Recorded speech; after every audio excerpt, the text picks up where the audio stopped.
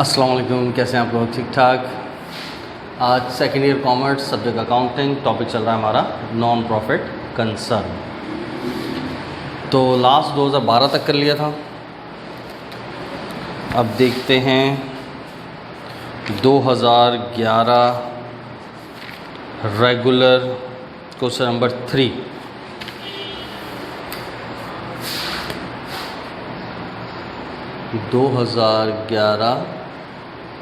Regular question number 3 पढ़ लेते हैं। अगर सिंपल होगा तो मैं ऑरली पूरा सॉल्व करूँगा और फिर आपने खुद करना है, सही है। कोई नई चीज़ होगी तो हम देख लेते हैं। अच्छा, इसमें क्या है रिक्वायर्ड में? इनकम एंड एक्सपेंडिचर अकाउंट बनाना है सिर्फ, तो आसानी होगा। सारे डेटा ऊपर। अच्छा, सप्लीमेंट्री डेटा भी नहीं है, कुछ भी नहीं है, सीधे सीधे फिगर है, यानी सिर्फ इनकम और एक्सपेंस, दो चीज़ें उसमें से सिलेक्ट करनी है। Cash in hand, cash at bank, ground rent expense होगा। अच्छा, एंट्रेंस फीस इनकम होगी। अच्छा, miscellaneous expense, general expense, postage and printing expense है। Closing cash balance, subscription income है। डोनेशन इनकम है। टैक्सेस एक्सपेंस है। सेक्रेटरी सैलरी एक्सपेंस है। Utility expense है। सेल्स ऑफ टिकट्स इनकम है। लो, बस ख़त्म सवाल।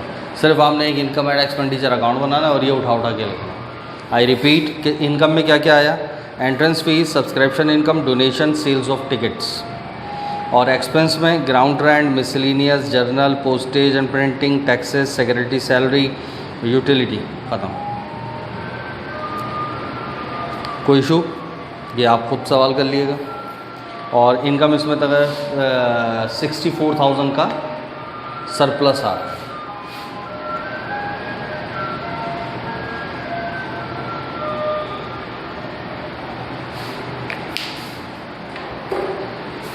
सही है। आगे देखते हैं 2011 प्राइवेट।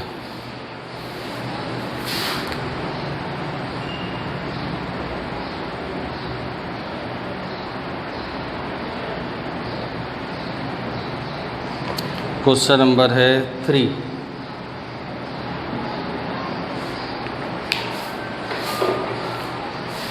अब सवाल में देखते हैं क्या है। रिक्वायर्ड में इनकम एंड एक्सपेंडिचर, इसमें भी सेम है और एक दो रिक्वायर्ड है, वो भी सो सिंपल। अच्छा, इंफॉर्मेशन में एक क्या क्या है? फर्नीचर है, कैश एट बैंक है, एडमिशन फ़ी है, डोनेशन है, utility expense, rent revenue, other revenue, salaries. बस प्रीपेड सैलरी एक्सपेंस में से कम हो जाएगा। एक्रूड रेंट मज़ीद रेवेन्यू में ऐड हो जाएगा। एक्रूड यूटिलिटी एक्सपेंस में ऐड हो जाएगा। ख़त्म कहानी। तो इसमें भी कुछ नहीं है। फिर भी मैं रिपीट कर देता हूँ। जैसे एडमिशन आपकी, सबसे पहले एडमिशन फ़ी 40,000, ये एज इट इज़ आ जाएगी। डोनेशन 24 एज इट इज़ आ जाएगा। रेंट रेवेन्यू 15 थी और 5 और लेनी है तो कितनी आएगी? 20। Other revenue as it is आ जाएगी 12। तो टोटल रेवेन्यू आ गई 96। अब इसमें से एक्सपेंस में एक यूटिलिटी है 36, जिसके अंदर 4 और ऐड हो जाएंगे। एक्रूड है ना, तो कितना हो गया? 40। और सैलरीज़ 22 थी और उसमें से 3 प्रीपेड है, लेस हो जाएगी, 19 आ जाएगी। सरप्लस आ गया आपके पास 37। हलवा सवाल।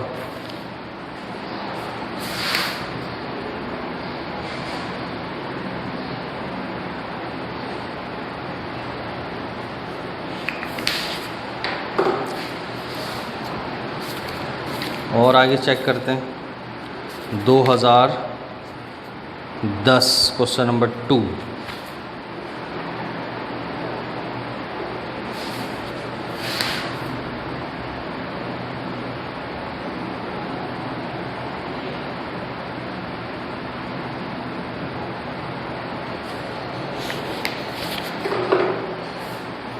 अब इसमें क्या कह रहा है भाई? रिक्वायर्ड में इसमें भी इनकम एंड एक्सपेंडिचर अकाउंट ऊपर पढ़ते हैं। रिसिप्ट्स, कैश का ओपनिंग बैलेंस है, subscription, rent revenue, match income, loan, इन वजह से पैसा आया। सैलरी ग्राउंड रेंट की दी, repair purchase of computer asset है, utility purchase of furniture asset है, प्रिंटिंग, बस खत्म। एक्रूड सब्सक्रिप्शन मज़ीद लेनी है तो ऐड हो जाएगी। अनअर्नड रेंट इनकम में से लेस हो जाएगा। प्रीपेड यूटिलिटी लेस हो जाएगी एक्सपेंस में से। डेप्रिसिएशन, एक्रूड इंटरेस्ट किसके ऊपर, लोन पे, तो खर्चा है, इंटरेस्ट एक्सपेंस आ जाएगा। 12.5% पर एनम, तो ये सवाल के अंदर तो कोई कहानी नहीं, तो सीधा सीधा 12.5 ही निकालेंगे, तो कुछ भी नहीं है सवाल के अंदर। फिर भी मैं पढ़ देता हूँ। सब्सक्रिप्शन कितनी है 82, और नीचे क्या कह रहा था 3 और, तो कितनी हो गई 85। इसी तरीके से रेंट रेवेन्यू 30, जबकि 5 अनअर्न्ड है तो कितनी आएगी 25। Match income as it is आ जाएगी 40, बस, और इनकम में कुछ भी नहीं है। और एक्सपेंस के अंदर सैलरी थी 15, कुछ भी नहीं कह रहा तो 15 ही आ जाएगी। रिपेयर 20 एज इट इज़ आ जाएगा। यूटिलिटी 20, लेकिन 4 बचे हुए हैं, लेस हो जाएंगे, 16 आ जाएगी। उसके बाद प्रिंटिंग एज इट इज़ आ जाएगी 3000। डेप्रिसिएशन एज इट इज़ आ जाएगा 2000। इंटरेस्ट 12.5% निकाल लो लोन पर, तो 72, 7500 आ जाएगा, बस ख़त्म। 86,500 की सरप्लस आ जाएगा।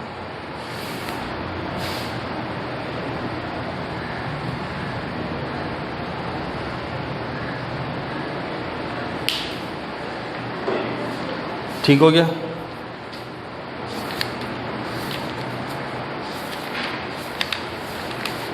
अब 2009 देखते हैं।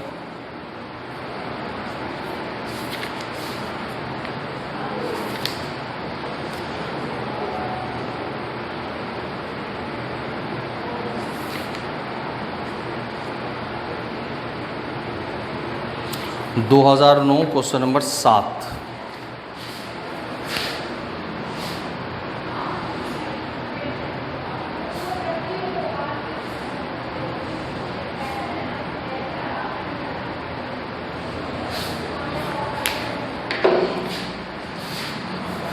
अच्छा जी, अब सवाल देखते हैं। सवाल में करना क्या है, income and expenditure account, balance sheet भी बनानी है, ये कर लेते हैं सवाल, ठीक है। सवाल में क्या क्या है, वही रिसीट पेमेंट में ओपनिंग बैलेंस दिया हुआ 135, और उसके बाद collection from matches, profit of sales, ये 2 इनकम दी हुई है। परचेज ऑफ इक्विपमेंट असेट है। स्टेडियम रेंट खर्चा, स्टेशनरी खर्चा, secretary expenses, equipment repair, ground wages, मिसेज, ये सब खर्चे हैं।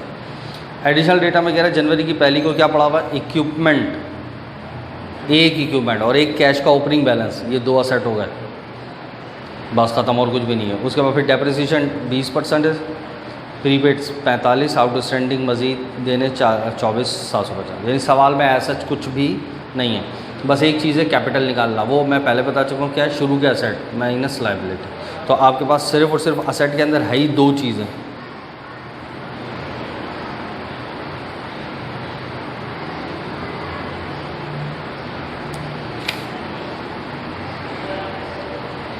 एक 35 और 3 75।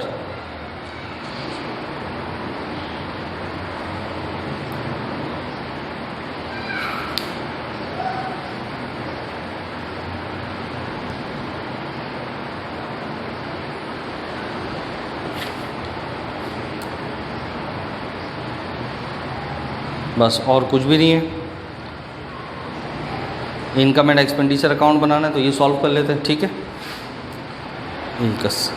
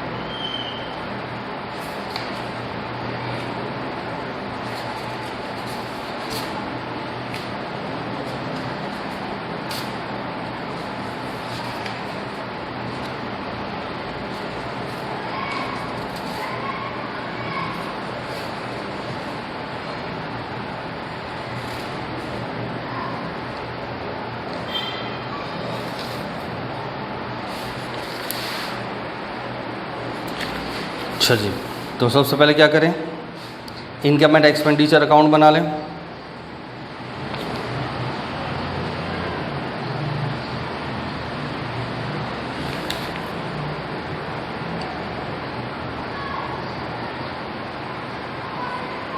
ठीक है,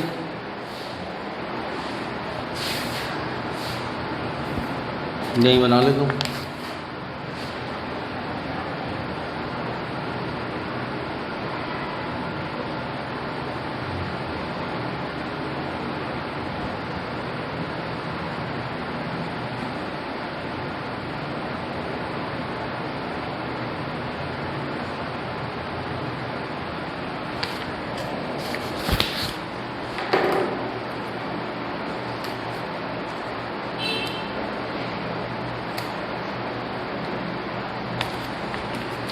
अच्छा जी, अब सबसे पहले मैच इनकम। मैच इनकम के अंदर हमारे पास कलेक्शन फॉर मैच 12,37,500 और कुछ नहीं कह रहा, तो एज इट इज़ आ जाएगा 12,37,500। सही है। और दूसरा क्या है, प्रॉफिट फ्रॉम रेफ्रेशमेंट 236,250, कोई चेंजिंग नहीं है, एज इट इज़ आ जाएगा। अब एक्सपेंसेस देख लेते हैं। एक स्टेडियम रेंट एक्सपेंस है। रेंट एक्सपेंस कितना है, 225 और 45 बचा हुआ, तो लेस करा दो, कितना बचा, 180। इसी तरीके से प्रिंटिंग एंड स्टेशनरी, प्रिंटिंग और स्टेशनरी का 48,750 है ऊपर, और नीचे कह रहा है 24,750 मज़ीद देने हैं, ऐड करा दो 73,500। अच्छा, सेक्रेटरी के एक्सपेंसेस ऊपर है 1,08,000, नीचे कुछ नहीं कह रहा, तो 1,08,000 ही आ जाएगा। अच्छा, रिपेयर है 34,500, कुछ नहीं कह रहा, एज इट इज़ आ जाएगा।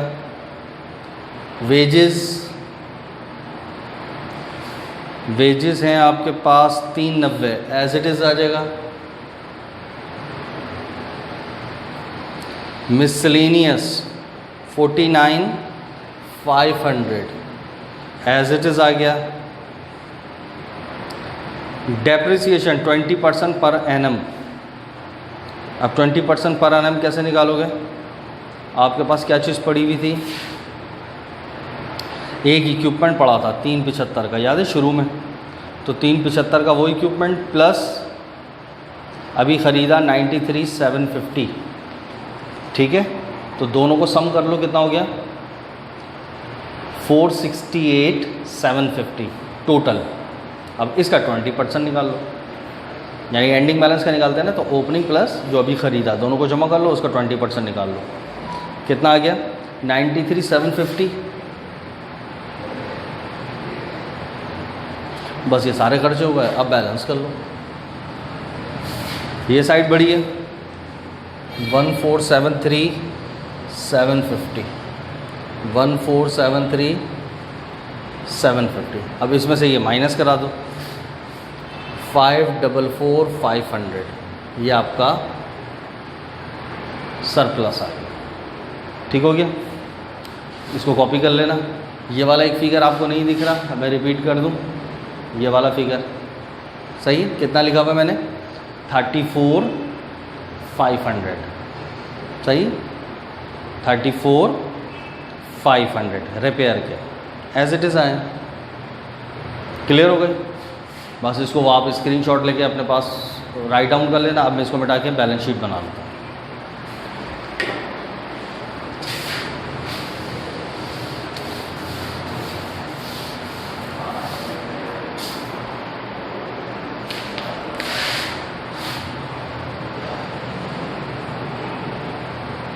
बैलेंस शीट बनाने के लिए फॉर्मेट वगैरह तो सब मैं पहले से बता चुका हूँ। अब हमारे पास क्या क्या पड़ा हुआ है, सबसे पहले तो निकालेंगे कैश का एंडिंग बैलेंस।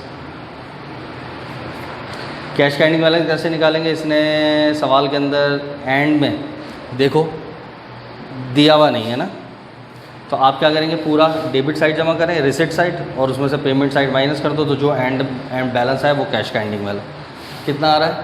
659,250।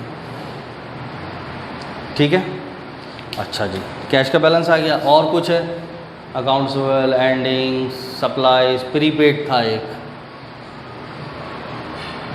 प्रीपेड रेंट 45, और इक्विपमेंट एक था, वही ओपनिंग प्लस जो अभी ख़रीदा, दोनों को जमा करा, कितना आया था? 468,750, और इसमें से लेस होगा allowance for allowance for depreciation. अच्छा जी, अब डेप्रिसिएशन कितना है?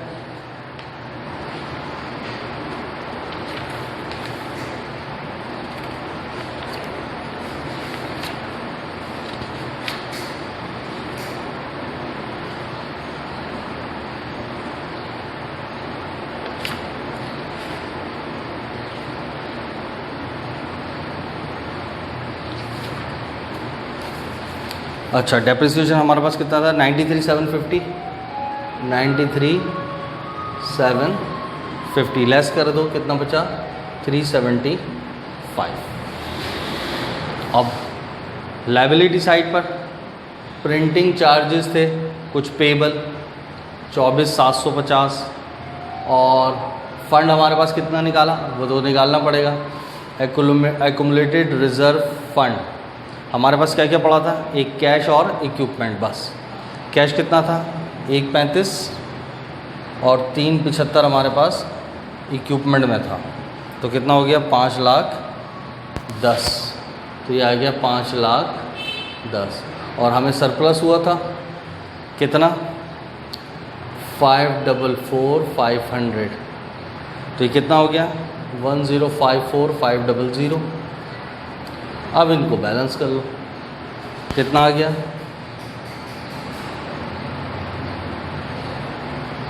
1,079,250 से बैलेंस। ठीक हो गया? ओके, अल्लाह हाफिज़।